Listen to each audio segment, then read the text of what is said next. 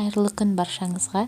Бүгін 5 минутта дайын болатын табада пісетін пицца дайындаймын.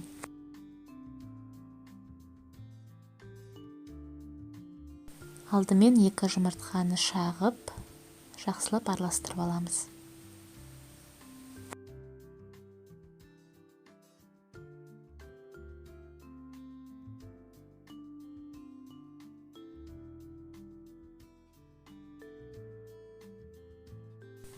Жұмыртқалы массамыздың үстіне 3 қасық майонез саламыз да тағы да жақсылап араластырамыз.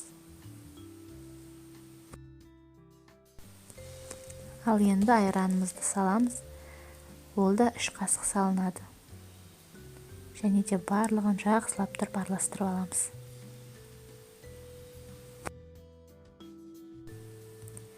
Ең соңынан 6 қасық ұн саламыз.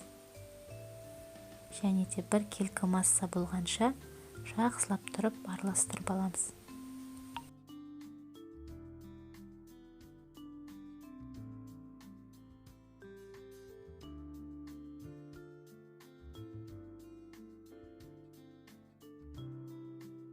Мен табамды алдын ала қыздырып, ішіне кішкене май құйып, массамды салдым.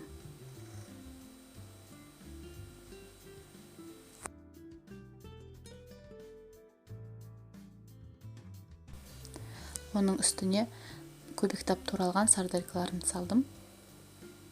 Бір келкі етіп,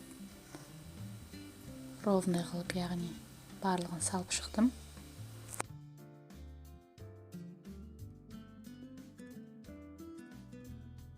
Келесі кезекте қызанақтарды салдым. Барлығын бірдей қылып, таваның бетіне жайып шықтым. Сарделканың үстіне. Ең соңында мен бетіне сыр салып, таваның бетін қақпақпен жауып, 5 минутқа пісірем, немесе сыр әбден ергенше пісіресіз. Міне осылай сырымыз ергенше піседі пиццамыз табадағы. Оны мен сосын тарелкеге салып алдым. Өте оңай алынады табадан.